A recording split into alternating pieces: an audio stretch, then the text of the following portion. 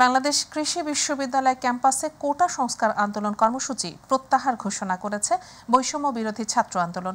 রাতে বিশ্ববিদ্যালয়ের মুক্ত মঞ্চে সংবাদ সম্মেলনের মাধ্যমে ঘোষণা দেন কৃষি আন্দোলনের অন্যতম সমন্বয়ক মোহাম্মদ ইরান মিয়া।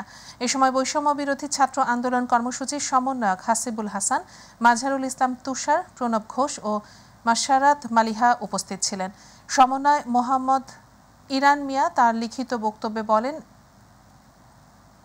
ক্যাম্পাসে আপাতত বৈষম্য বিরোধী ছাত্র আন্দোলনের সব ধরনের কর্মসূচি প্রত্যাহার ঘোষণা করা হলো।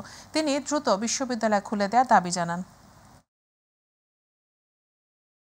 ক্যাম্পাস খুললে এবং যদি আমাদের নিরপরাধ শিক্ষার্থীদের, আমি আবারও বলছি শিক্ষার্থীদের যদি উপর যদি আবার হামলা কিংবা মামলা হয় তবে আমাদের আন্দোলন চলবে। তবে এর পূর্ব পর্যন্ত এখানে আমাদের বাংলাদেশ কৃষি বিশ্ববিদ্যালয়ে কোনো কর্মসূচি নেই, আপাতত স্থগিত। যদি ক্যাম্পাস খোলার পরে কিংবা বর্তমান পরিস্থিতিতে আমাদের নিরপরাধ সাধারণ শিক্ষার্থীদের উপরে হামলা হয়, তবে সেটা আমরা সকল সমন্বয় কিংবা সাধারণ শিক্ষার্থীদের সাথে বসে আমরা আবার ঠিক করবো যে আমরা কোনো পরবর্তী কর্মসূচিতে যাবো কিনা। এ পর্যন্ত বাংলাদেশ কৃষি বিশ্ববিদ্যালয়ের সাধারণ শিক্ষার্থীরা কোনো ধরনের কর্মসূচিতে অংশ